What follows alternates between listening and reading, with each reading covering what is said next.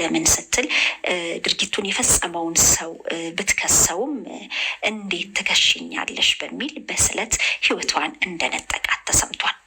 ይህ ድርጊት ሲፈጸም ወላጅ እናት በስፍራው ነበረች ተብሏል። ይሄ ለሁላችን ለአእምሯችን ከባድ እንደሆነ ይታወቃል። ግን አሁን ላይ በየዕለቱ የምናየው የምንሰማው ነገር ወዴት እየሄድን ነው ከማለት ባለፈ ምንድን ነው መፍትሄው ብለን ቆም ብለን ልናስብ ግድ ይለናል። የልጅ መደፈር ጥቃቷ ሳያንገበግባት የቀረ እናት አልፎ ተርፎ ክሱን አንሺ ብላ ስትጎተጉት እንደነበረም ተሰምቷል። ወላጅ አባት ከየኔታ ሚዲያ ጋር በነበረው ቆይታ እጅግ ልብ በሚሰብር መልኩ ስለነበረው ነገር በዝርዝር አስረድቷል። ታናሽ ወንድምም መላእክት እንዴት ይሞታል ብዬን ያሰብኩት። Ashamaa hordoftoota YouTube jalatti argamtan hundumti keessanuu yooyyaa isiniin jedheen jira. Nageenyi Waaqayyoo bakka jirtaniif iddoo jirtanitti isiniif haa baay'atu jecha. Egaa maarree gocha gaddisiisaa kanaa fi gocha garaa nama nyaatu kana baay'ee akka nama tokkootitti waan natti dhaga'ameefan waan xiqqoo irraa dubbachuudhaaf gara keessan dhufee jira. Innis maaliin yoo jettan ani haati garaa jabaatti jedhee ani hin beeku bicha. Maaliif haadha garaa jabaattu waan hin argineef waan hin dhageenyeef kana dura haaraa wanatti ta'ee jira. Akka nama tokkootitti immoo baay'ee tokko garaa na cabsee jira. Innis gochi an laman qabadhee dhufee jira. Lamammaa inni micayyoo haati ishee kushiinattiidha rakkisaa abbaadha walitti morkachaa miidhanii deebi'ii immoo osoo haati ishee beektu abbaan buddeenaa abbaan yookaan ishii guddisu daa'ima ofii isiitii deette haati osuma beektu kan gudeedaa turedha. Erga immoo garaatti baattee garaadha ulfa ji'a 3 kan baasisteedha. Eenyutu akkana godha? Haadhumti ishii deechee deebi'iiti immoo mucayyoon sun nan kassasa yoo gaafa jettee dubbattu lakki jettee kan dhoggite haadha. Maal akka jedhamu hin beekamu waan dhugaa isiniin jedha. Nama jechuun haadha ta'es abbaa ta'es obboleessa ta'es nama biroos yoo ta'e namni garaa jabaatu ijoollee ganamuma dhalata. Dhugaan isiniin jedha. Namni garaa jabaatu ganamuma dhalata. Ilmoo ishii ofii ishiitii deesse abbaa warraa ishii yookaan abbaa buddeena mucayyoo tanaa gabanaa isaanii dhossuudhaaf gabanaa ishii dhossuudhaaf jecha mucayyoo ofii akkanatti akka lubbuun darbitu godhee jira jechuudha. Daa'ima waggaa 16 jechuudha.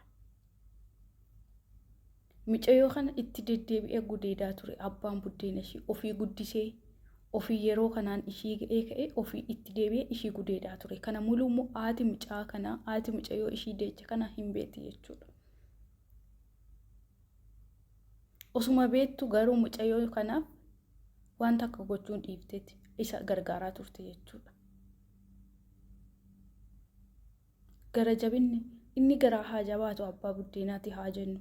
Haati hoo akkamitti ilmoo ofiititti garaa jabaatti? Ji'a 9 guutuu garaatti baattee deessee kaatee abbaa manaa ishii itirra akkamitti ilmoo ofii isa caalchifatti ilmoo ishii itirra? Akkamitti ilmoo ishii hoggaa gudeedu? Aga ulfooftu dirasii ulfooftee immoo dhattee garaadhaa baasisti. Ishiin mana seeraan dhaqa jennaan dhoggite. Nama ajaa'iba dhugaa. Samuuna kana taateen ta'aa jiru baay'ee tokko nama ajaa'iba. Baay'ee tokko jechuudha. Isiin nani madha jennaan bootaa 7 albeedhaan bootaa 7 waraanee ajjeese daa'imattii tana. Haadha afootti. Haadha afootti jechuudha. Osoo haati mana san keessa jirtu daa'ima ofii dura haati du'uu qabdi. Nuyi haadha kan beeknu daa'ima koo dura nan du'a kan jettudha. Haadha kan beeknu kan biyyee nyaatti daa'ima ofii guddiftudha. Eenyu caalaa yoo addunyaa kanarratti haati daa'ima ofiitiif boota guddaa kan qabdu beeknanu. Haadha ilmoo ofii gudeechisiiftu, haadha ilmoo ofiititti faraddeetoo nama biraatiif taatu hin argine. Kun boota haadhummaa osoo hin taane namni garaa jabaatu ganamuma dhalata jechuudha. lubbuun mucaa kanarra addunyaa kanarra darbeera eenyudhaan abbaa buddeenaatiin osuma mucayyoon tun iyyattu jechuudha osuma haati beektu jechuudha osuma mana seeraan dhaqin jettee loltuun osuma achitti mana keessatti ukkaamsitu ajjechisiiste bootaa torba waraanuudhaan daa'ima guddattu ganaa daa'ima waan abdii boruu taatu galaafachiiste jechuudha. Aga duuteen booda aga waraanee ajjeeseen booda immoo yoo seerri barbaadu dhokatee ka'ee deebi'ee mana ishii keessatti saalaa keessa taa'a waliin. Eenyudhaan haadha ishii deesse kana waliin. Dhugaa taateen kun baay'ee nama ajaa'iba. Maaliif seetan addunyaan kun gara itti dhaqaa jiru hin beeknu dhugaa. Barri kun bara akkamii akka ta'e hin beeku bara gara jabina haati ilmootii garaa jabaattu haati ilmoo ofii ajjechisiistu haati ilmoo ofiitti taatee akkana raawwattu kun bara macarrashaadhaanaaf jechuudha bara isa dhumaati kun. Dhugaa baay'ee tokko nama ajaa'iba.